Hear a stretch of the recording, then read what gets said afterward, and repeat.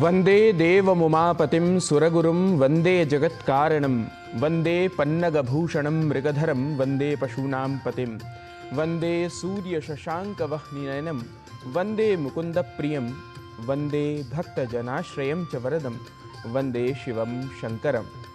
नमस्कार, स्वागत है आप सभी का हमारे विशेष कार्यक्रम सुप्रभातम में, जहां हम भारतीय ज्ञान परंपरा की अमूल्य धरोहरों को आपके समक्ष करते हैं प्रस्तुत। तो बने रहिए हमारे साथ एक अद्भुत यात्रा के लिए।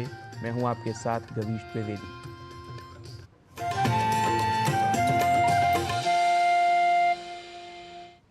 सुप्रभातम कार्यक्रम में सबसे पहले हम जान लेते हैं आज के तिथिवार एवं नक्षत्र को आज के पंचांग के माध्यम से। आज का पंचांग युगाब्द 5126, विक्रम संवत 2081, शक संवत 1946, उत्तरायण, चैत्र मास, कृष्ण पक्ष, पंचमी तिथि, बुधवार, विशाखा नक्षत्र। आज का दिन सभी के लिए मंगलमय हो।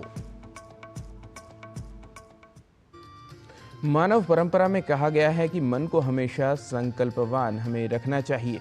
वेदों में भी तन्मे मनः शिव संकल्पमस्तु यह मंत्र कहकर भी हमें मन को संकल्पवान या शिव संकल्प वाला बनाने के लिए कहा गया है, और इसी से जुड़ा है हमारा आज का सुभाषित भी।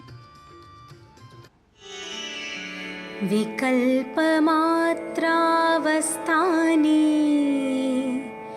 वैरूप्यं मनसो भवेत्, पश्चान्मूलक्रियारम्भ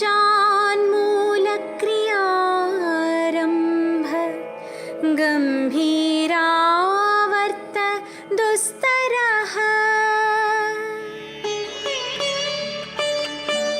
विकल्प मात्र का विचार करने से मन में विरूपता उत्पन्न हो जाती है, जिसके बाद प्रारंभ किए गए कार्य में गंभीर आपत्तियों की भंवरें आ जाती हैं और कार्य कठिन हो जाता है। अतः मन को संकल्पात्मक करें, विकल्पात्मक नहीं। Even slightest of doubt creates distortion in mind, that in turn creates serious hurdles for the task at hand. Therefore, one must free our minds of doubts and stay firm on our resolution. और कार्यक्रम में क्रम अब भारतीय ज्ञान परंपरा प्रभाग का। काशी विश्वनाथ मंदिर प्रसिद्ध तीर्थों में से एक है। यह भगवान शिव को समर्पित है। यह 12 ज्योतिर्लिंगों में से एक है। मंदिर के प्रमुख देवता श्री विश्वनाथ हैं, जिसका शाब्दिक अर्थ है ब्रह्मांड के नाथ। ऐसी मान्यता है, अगर भक्ति और श्रद्धा पूर्वक एक बार इस मंदिर के दर्शन और पवित्र गंगा में स्नान कर लिया जाए तो मोक्ष की प्राप्ति हो जाती है। वैदिक साहित्य की संहिताओं, ब्राह्मण ग्रंथों एवं उपनिषदों में काशी का वर्णन मिलता है। विश्व के सर्वाधिक प्राचीन ग्रंथ ऋग्वेद में भी काशी का वर्णन मिलता है। आइए इस रिपोर्ट के माध्यम से मंदिर का इतिहास, इसकी वास्तुकला, ज्योतिर्लिंग के रूप में इसकी प्रतिष्ठा इत्यादि विषयों के बारे में जान लेते हैं भारतीय ज्ञान परंपरा प्रभाग में।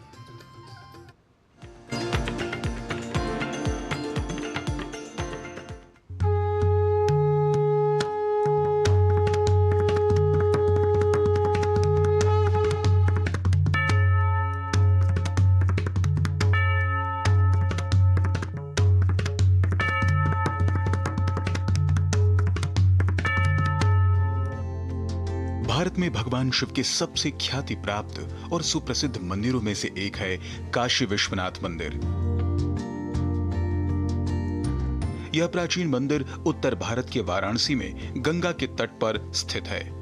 इस मंदिर में बाबा विश्वनाथ की पूजा की जाती है, जिन्हें ब्रह्मांड का देवता भी कहते हैं। काशी विश्वनाथ शिव की नगरी है। यह स्थान भगवान शिव और माता पार्वती का आदि स्थान है। काशी विश्वनाथ मंदिर देश के 12 ज्योतिर्लिंगों में से एक है। 12 ज्योतिर्लिंगों में शामिल काशी विश्वनाथ मंदिर को विश्वेश्वर नाम से भी जाना जाता है, जिसका शाब्दिक अर्थ है ईश्वर का ब्रह्मांड। मान्यता है कि बाबा विश्वनाथ अनादिकाल से ही यहाँ विराज रहे हैं, इसलिए आदि लिंग के रूप में अविमुक्तेश्वर को ही प्रथम लिंग माना गया है।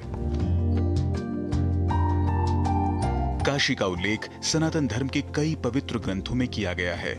सनातन धर्म वाराणसी में काशी विश्वनाथ मंदिर का विशेष महत्व है। वैदिक साहित्य की संहिताओं, ब्राह्मण ग्रंथों एवं उपनिषदों में काशी का उल्लेख है। वहीं पाणिनि, पतंजलि आदि ग्रंथों में भी काशी की चर्चा है। पुराणों में स्पष्ट है कि काशी क्षेत्र में पग पग पर तीर्थ है। विश्व के सर्वाधिक प्राचीन ग्रंथ ऋग्वेद में भी काशी का वर्णन मिलता है।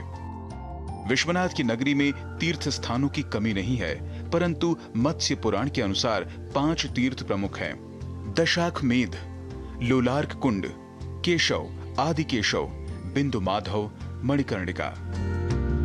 काशी सर्व प्रकाशिका, काशी सब प्रकार के प्रकाश का केंद्र माना जाता है। तो उसका अभिप्राय है, प्रकाश मतलब लाइट मात्र से स्थूल अर्थ हम न लें, बल्कि ज़्यादा बेहतर होगा कि ज्ञान, अध्यात्म इत्यादि के संदर्भ में हम उस प्रकाश को स्वीकार करें। जिस प्रकार से शिव के संदर्भ में काशी सर्वत्र प्रसिद्ध है, तो शिव भी प्रकाश स्तंभ के तौर पर ही महालिंग की उत्पत्ति की जब हम चर्चा करते हैं शिव महापुराण इत्यादि ग्रंथों में, तो जिस महान लिंग का प्राकट्य हुआ भगवान की कृपा से, जिसके आदि और अंत के लिए ब्रह्मा और विष्णु ये दोनों उद्यत हुए जानने के लिए, वह भी एक प्रकाश स्तंभ ही उत्पन्न हुआ। तो काशी सर्व प्रकाशिका कहने का अभिप्राय यही है कि काशी सब प्रकार से चिंतन में, मनन में, ध्यान में, ज्ञान में, अध्यात्म में सब प्रकार के प्रकाश को प्रकाशित करने वाली है। कारण कि हमारे यहाँ अध्यात्म में अज्ञान को अंधकार और ज्ञान को प्रकाश की संज्ञा से अभिहित किया गया है। स्कंद पुराण के काशी खंड नामक विस्तृत विभाग में काशी की महिमा का गुणगान करते हुए कहा गया है कि भूमिष्ठापि न यात्र भूस्त्रिदेवतोऽप्युच्चैरधस्थापि या बद्धा भुवि मुक्तिदा स्युरमृता यस्यामृता जन्तवः या नित्यं त्रिजगत् पवित्र तटिनी तीरे सुरैः सेव्यते सा काशी त्रिपुरारी राजनगरी पायादपायाद जगत। अर्थात जो भूतल पर होने पर भी पृथ्वी से संबद्ध नहीं है, जो जगत की सीमाओं से बंधी होने पर भी सभी का बंधन काटने वाली मोक्षदायिनी है, जो महात्रिलोक पावनी गंगा के तट पर सुशोभित तथा देवताओं से सुशोभित है, त्रिपुरारी भगवान विश्वनाथ की राजधानी, वह काशी संपूर्ण जगत की रक्षा करे। काशी, वाराणसी या बनारस, जिस नाम से भी हम काशी को जानते हैं, वह अवमुक्त क्षेत्र है। यहाँ पर वैदिक ऋषि मुनियों के चिंतन परंपरा से लेके गौतम बुद्ध द्वारा प्रथम धर्मोपदेश के साथ साथ जैन धर्म के 4 तीर्थंकरों की उपस्थिति अपने आप में यह सिद्ध करती है कि काशी कैसे शिक्षा, धर्म और आध्यात्म की एक बड़ी प्रसिद्ध नगरी रही है। और कालांतर में भी भारत ही नहीं, दुनिया के जितने भी दार्शनिक, ऋषि, मुनि, संत हुए, उन्होंने अपनी ज्ञान की पुष्टि के लिए भी काशी की यात्रा की। और उनके इस आगमन ने काशी को ही ज्ञान और आध्यात्म के क्षेत्र में पुष्ट नहीं किया, बल्कि उससे उन्होंने बहुत कुछ लिया भी और बहुत कुछ दिया भी। सनातन धर्म में आदिकाल से ही काशी को मोक्षदायिनी भूमि माना जाता है। यहाँ पर प्राचीन मंदिर व गंगा तटों की भरमार है। हर वर्ष करोड़ों लोग बाबा काशी विश्वनाथ और बनारस के अन्य मंदिरों व घाटों की दिव्य अलौकिक छटा के दर्शन करने आते हैं। काशी विश्वनाथ दर्शन के साथ ही मान्यता अनुसार आधुनिक काल में श्रद्धालुओं का इन प्रमुख तीर्थ स्थानों में भी जाने का महत्व है। 80 और गंगा का संगम, दशाश्वमेघ घाट, मणिकर्णिका, पंचगंगा घाट, वरुणा तथा गंगा का संगम लोलार्क तीर्थ। आध्यात्म में रुचि रखने वाले श्रद्धालु काशी के घाटों की सीढ़ियों पर बैठकर मां गंगा को निहारना उनके अंदर एक नई सकारात्मक ऊर्जा का संचार करके बेहद सुकून देता है। राजमंगल पांडे के साथ जनेंद्र सिंह की रिपोर्ट, डीडी न्यूज।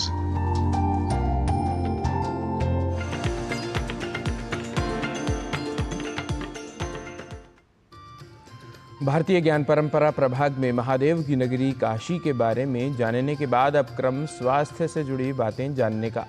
त्वचा की समस्याएं कई कारणों से होती हैं। इन्हीं में से ही एक कारण है तेज धूप, जिससे बचने के लिए हम सनस्क्रीन का प्रयोग करते हैं। लेकिन सनस्क्रीन लगाने को लेकर कई तरह की धारणाएं लोगों में होती हैं।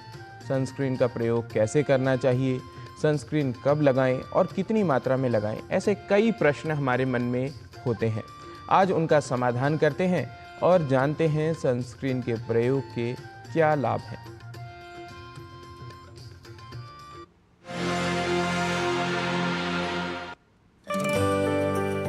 बाहरी वातावरण में उपस्थित कई कारक हमारी त्वचा को प्रभावित करते हैं, जैसे धूल, मिट्टी, प्रदूषण और धूप। लंबे समय तक धूप में रहना बन सकता है आपके लिए एक समस्या, क्योंकि इससे आपको हो सकती है कई तरह की त्वचा की समस्याएं। अधिक समय पर धूप में रहने से त्वचा पर झुर्रियां आना, टैनिंग या त्वचा का रंग सांवला होना, सनबर्न, त्वचा का लाल होना, जलन, त्वचा संवेदनशील होना और त्वचा की एलर्जी जैसी समस्याएं उत्पन्न हो सकती हैं।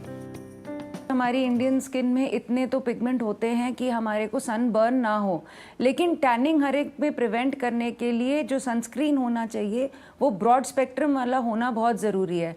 कई बार हम एक डिसीजन ले लेते हैं ब्रांड के नाम से या फिर SPF देखकर, लेकिन वो इनफ नहीं होता है।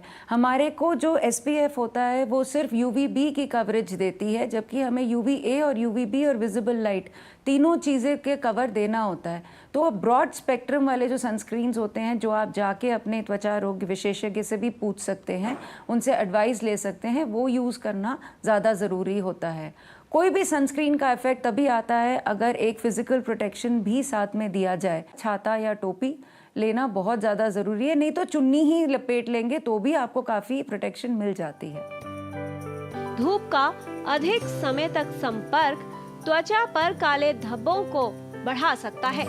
इसे हाइपर पिगमेंटेशन कहा जाता है। सूर्य की किरणें काले धब्बे उत्पन्न कर सकती हैं। जब यूवी किरणें अर्थात पराबैंगनी किरणें त्वचा पर पड़ती है तो वे मेलेनिन के अत्यधिक उत्पादन का कारण बनती हैं। ये वो वर्णक है जो हमारी त्वचा के रंग को निर्धारित करता है। मेलेनिन तत्व का अधिक बनना त्वचा का रंग गहरा करता है, अर्थात हाइपर पिगमेंटेशन की ओर ले जाता है। सनस्क्रीन त्वचा पर सुरक्षा परत की तरह कार्य करती है। सनस्क्रीन लगाकर आप एक ऐसी ढाल बना लेते हैं जो यूवी किरणों को त्वचा की कोशिकाओं तक पहुंचने से रोकती है। ये अतिरिक्त मेलेनिन उत्पादन को रोकने में सहायक होती है, जो काले धब्बों का कारण बनता है। समय के साथ लगातार सनस्क्रीन का प्रयोग करने से हाइपर पिगमेंटेशन की संभावना कम होती है। सनस्क्रीन कम से कम बाहर डायरेक्ट सन एक्सपोजर से 20 से आधा घंटा पहले लगाना ज़रूरी है। क्वांटिटी कम से कम आपको, जैसे हम फिंगर टिप मान के अगर चलेंगे तो टिप ऑफ द फिंगर से लेके यहाँ तक इंडेक्स, इतना अगर हम लेके चलेंगे तो भी हमारा आधा चेहरा ही कवर होना चाहिए। तो हमें काफ़ी मात्रा में लगानी चाहिए। कई बार उसके वजह से हमें सफ़ेद दिखना पड़ता है, बट वो एक्सेप्ट करना ज़रूरी है। वो उतनी लेयर लगाना भी बहुत ज़रूरी है और 2 से 3 घंटे बाद भी लगाना ज़रूरी है। जेल बेस्ड सनस्क्रीन कई लोगों को थोड़े कॉस्मेटिकली एक्सेप्टेबल ज़्यादा रहते हैं, क्योंकि वो फिल्म स्टिकी नहीं बनाते हैं और वो कलर भी नहीं देते हैं। धूप के कारण त्वचा पर कई दुष्प्रभाव हो सकते हैं, जिनसे बचाव का उपयोगी विकल्प है सनस्क्रीन। सनस्क्रीन का प्रयोग त्वचा पर झुर्रियां और टैनिंग यानी त्वचा का रंग सांवला होने से बचाता है। सनस्क्रीन त्वचा की रक्षा करती है और पराबैंगनी विकिरणों को त्वचा पर अवशोषित होने से रोकने में महत्वपूर्ण भूमिका निभाती है। इसकी वजह से यूवी विकिरणें त्वचा को नुकसान नहीं पहुंचा पाती, लेकिन इसके लिए सही सनस्क्रीन का चुनाव करना आवश्यक है। बाजार में कई तरह की सनस्क्रीन उपलब्ध है। ऐसे में सही सनस्क्रीन कैसे चुने, ये जरा मुश्किल सा लगता है। कई लोगों को फ्लेयर हो जाता है, जैसे मुहासे होती है, मुहासे की तकलीफ फ्लेयर हो जाती है, क्योंकि सनस्क्रीन जो है वो पोर्स भी बंद कर देते हैं, उनके अपने ऑक्लूसिव प्रॉपर्टीज़ भी आ जाती है बेस के वजह से। तो उन लोगों में, या जिन लोगों को सनस्क्रीन के अंदर की इंग्रेडिएंट से एलर्जी हो, ये लोग अगर सनस्क्रीन यूज़ करते हैं तो कहते हैं कि उनकी प्रॉब्लम ज़्यादा बढ़ जाती है। उनके केस में हमें उनके हिसाब से चूज़ करना पड़ता है। सही सनस्क्रीन चुनाव के साथ साथ सनस्क्रीन को लगाने का सही तरीका क्या है, इसके विषय में जानना भी आवश्यक है। सनस्क्रीन एकमात्र तरीका नहीं है जिससे आप अपनी त्वचा को सूर्य के प्रभाव से बचा सकते हैं। यदि धूप में जाना हो तो आप टोपी, धूप का चश्मा और पूरी बाजू के कपड़े पहन सकते हैं। इससे भी त्वचा को धूप के प्रभाव से बचाया जा सकता है। बाजार में कई तरह के सनस्क्रीन लोशन और क्रीम उपलब्ध हैं, जिनका चुनाव आप भारतीय जलवायु और अपनी त्वचा के अनुसार कर सकते हैं। तो आप भी दिन में घर से बाहर निकलते समय सनस्क्रीन लगाना न भूलें, जिससे त्वचा की समस्याओं से बचाव हो और आपका निखार बरकरार रहे। किरण भारद्वाज, डीडी न्यूज।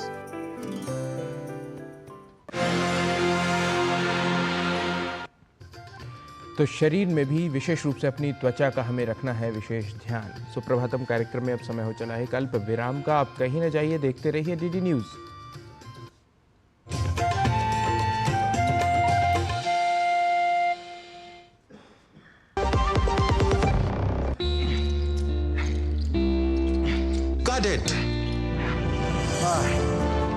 सोचिए, अगर असल जिंदगी में ऐसी हालत हो तो कितनी मुश्किलें होती हैं, लेकिन शुक्र है बैंकिंग के लिए नहीं। अगर आपकी उम्र 70 साल से अधिक हो या आप दिव्यांग हो तो बैंक आपको कुछ जरूरी बैंकिंग सुविधाएं घर बैठे बैठे दे सकता है। आरबीआई कहता है जानकार बनिए, सतर्क रहिए। Under the Honorable PM's leadership, an unprecedented push to yoga has been given. Today, yoga is playing a significant role in enhancing health and wellness across the world. PM Yoga Awards are given in recognition to outstanding contributions by individuals and organizations to the field of yoga. These awards carry a trophy, certificate and a prize of 25 lakh rupees. Hurry! Send your entries through MyGov platform before 31st March. Visit Ministry of Ayush website or MyGov platform for more details.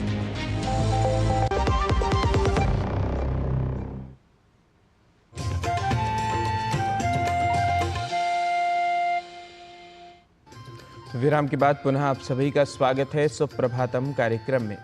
मन व शरीर को सदैव लाभान्वित करता है योग। शरीर का संतुलन उत्तम करने के लिए कौन सी योगिक क्रियाएं होती हैं सहायक, आइए जान लेते हैं योग प्रभाग के माध्यम से। आज हम 2 आसनास का अभ्यास करने वाले हैं। स्टार्ट करते हैं। दोनों लेग्स के बीच में करीबन 3 से 4 फीट का डिस्टेंस हम लेंगे, अच्छा और कंफर्टेबल डिस्टेंस। राइट फुट को राइट साइड की ओर बाहर निकालेंगे, लेफ्ट फुट को 30 to 45 डिग्रीज इनसाइड अंदर रखेंगे और हिप को ट्विस्ट करके नी को बेंड करेंगे और धीरे से हिप को नीचे लेके जाएंगे।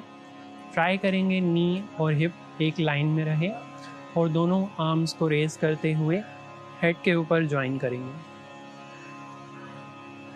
प्रयास करेंगे कि बॉडी का वेट दोनों पैरों पे शिफ्ट हो, दोनों लेग्स बहुत एक्टिव रहेंगे। Normal breathing. बिल्कुल धीरे से पाम्स को बाहर टर्न करेंगे और रिलीज करेंगे। नी को स्ट्रेट करते हुए पैर को अंदर लाएंगे और डिस्टेंस कम कर सकते हैं पैरों के बीच में। And relax. अभी हम वीरभद्रासन 2 का अभ्यास करेंगे, जिसके लिए हम वापस से लेग्स के बीच में करीबन 4 फीट का डिस्टेंस लेंगे कम से कम। एक पैर को बाहर निकालेंगे, नी को बेंड करते हुए लेग्स के बीच में अच्छा डिस्टेंस बढ़ाएंगे और हिप को जितना हो सके नीचे लाने का प्रयास करेंगे। दोनों आर्म्स को रेज करके शोल्डर लेवल पे रखना है और हेड को टर्न रख के फिंगर्स पे फेस करना है। Breathing very normal.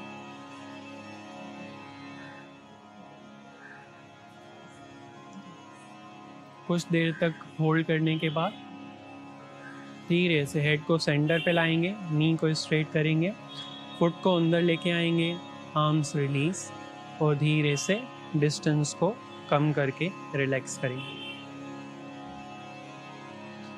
तो आइए जानते हैं कुछ प्रैक्टिकल टिप्स हमारे योग गुरु डॉक्टर हंसा जी योगेंद्र जी से। नमस्कार। जैसे जैसे उम्र बढ़ती है अपनी शारीरिक ताकत भी कम होने लगती है। बहुत ज़रूरी है कि ताकत को बनाए रखें। ज़िंदगी में हर काम हमें अपनी स्ट्रेंथ से करना आना ही चाहिए, स्वावलंबी बनना ही चाहिए। इसलिए एक तो प्रोटीन, वो जो पचने में हल्का प्रोटीन हो, वो खाना बहुत ज़रूरी है। रोज़ आपके चारों मील में कोई न कोई प्रोटीन हो, दालें हो, उगाई हुई प्रोटीन हो, मूंग, मोठ, चने, चौले वगैरह, टोफू हो, पनीर हो, ये पेट में रोज़ जाना चाहिए कोई न कोई समय। दूसरा, कोशिश ये की जाए कि जब भी शरीर को आराम की ज़रूरत हो, यानी आपको लगता हो कि थक गए हैं, थोड़ी देर के लिए रेस्ट करना आना ही चाहिए। योग में तो शवासन जैसी चीज़ें हैं भी। तीसरा, कोशिश ये की जाए कि बड़े एक्टिव रहें दिन भर। ऐसा नहीं कि एक आधा घंटा 1 घंटा वर्कआउट कर लिया और फिर दिन भर बैठे हैं। दिन भर आपको एक्टिव रहना बहुत ज़रूरी है, और जब एक्टिव रहेंगे तो मसल्स बराबर सही रहेगी और डेवलप होती रहेगी, रिपेयर वर्क भी होता रहेगा। चौथा, अच्छी नींद लेना बहुत ज़रूरी है, वो भी बहुत फ़ायदा करती है। तो ये सब चीज़ों से अपनी ताकत बनी रहेगी। नमस्कार। तो योग पाठशाला के बाद अब क्रम संस्कृत पाठशाला का। सामान्य या विशेष पदों का उच्चारण करते समय हम कई स्वरों का लोप या अतिरिक्त स्वरों का प्रयोग कर जाया करते हैं, जिससे उच्चारण दोष हो जाते हैं। ऐसे दोषों से बचने के लिए देखिए संस्कृत पाठशाला की आज की हमारी कक्षा, जहां इस बारे में बता रहे हैं हमारे सहयोगी नारायण दत्त मिश्र।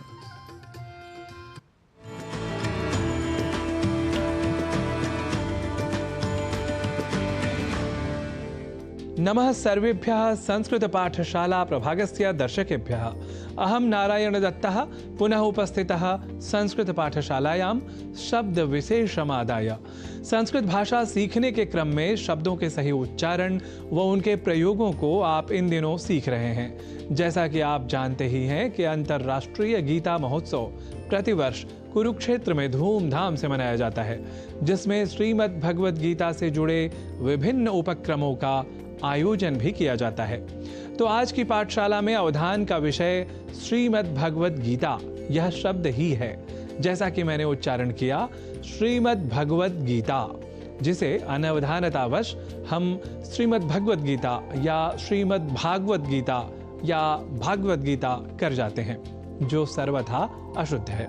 इन उच्चारणों में स्वर का लोप या अतिरिक्त स्वर का प्रयोग हम कर जाया करते हैं। ध्यान से पुनः सुनिए। श्रीमद् भगवत गीता पर श्रीमद् भगवत गीता, इसमें भगवत पद में गकार से संयुक्त अ स्वर का हम लोप कर देते हैं और कह बैठते हैं भगवत, जबकि शुद्ध उच्चारण भगवद ही है। यह तो थी स्वर लोप से जुड़ी बात। इसी क्रम में हम अतिरिक्त स्वर को भी कई बार पदों में जोड़ लेते हैं, जैसे श्रीमद् भगवत गीता के स्थान पर श्रीमद् भागवत गीता कह देना। यहाँ भगवत गीता के स्थान पर भागवत गीता का प्रयोग हम में से कई कर जाया करते हैं, पर बात जब ग्रंथ विशेष की हो, उसके नाम की प्रसिद्धि की हो, सर्व स्वीकृति की हो, तो भगवत गीता पद का प्रयोग ही सर्वथा शुद्ध और ग्राह्य होगा। एक बात और कि भागवत कहते ही शुद्ध व बुद्ध जन विशेष पुराण का अर्थात श्रीमद् भागवत महापुराण का ही ग्रहण करेंगे। तो यह जानकारी भी आपको पाठशाला के माध्यम से दे दें कि श्रीमद् भगवत गीता महाभारत का अंश है, जबकि श्रीमद् भागवत अष्टादश पुराणों में अन्यतम है। यदि अर्थ की दृष्टि से देखा जाए तो श्रीमद् भगवत गीता का अर्थ है श्रीमता भगवता गीता, अर्थात भगवान के द्वारा गाई हुई। और यह तो आप सभी जानते ही हैं कि विश्व के श्रेष्ठ धनुर्धर अर्जुन के किंकर्तव्य विमूढ़ होने पर जीवन का यह अमूल्य ज्ञान श्री कृष्ण द्वारा रणभूमि में दिया गया था। यही ज्ञान रूपी अमूल्य निधि विश्व के बड़े से बड़े शैक्षणिक संस्थानों में अध्ययन व अध्यापन का विषय बना हुआ है। वैसे एक बात और भी आप जान लीजिए कि जैन दर्शन को अरहत या आरहत दर्शन भी कहते हैं। तो अरहत इस मूल शब्द से जिस प्रकार आरहत यह शब्द व्युत्पन्न होता है, या समाज से जैसे समाज शब्द की निष्पत्ति होती है, वैसे ही भगवत से बनता है भागवत, या भगवत से बनता है भागवत, अर्थात भगवान का या भगवान से संबंधित या संबद्ध। और यह तो संभवतः आप समझ ही गए होंगे कि महापुराण की बात है तो भगवान श्री कृष्ण के जीवन से संबंधित विवरण जहां विस्तृत रूप से कहा या लिखा गया है वह है श्रीमद् भागवत महापुराण। तो आज की संस्कृत पाठशाला का सार यह कि आप न हो श्रीमद् भगवत गीता और श्रीमद् भागवत महापुराण में कंफ्यूज, और करें सदैव उचित योग्य एवं शुद्ध पदों का यूज। तो भाषा परक ऐसे ही विशेष अंशों को जानने के लिए देखते रहिए संस्कृत पाठशाला। पुनः मेलिष्यामः। नमो नमः।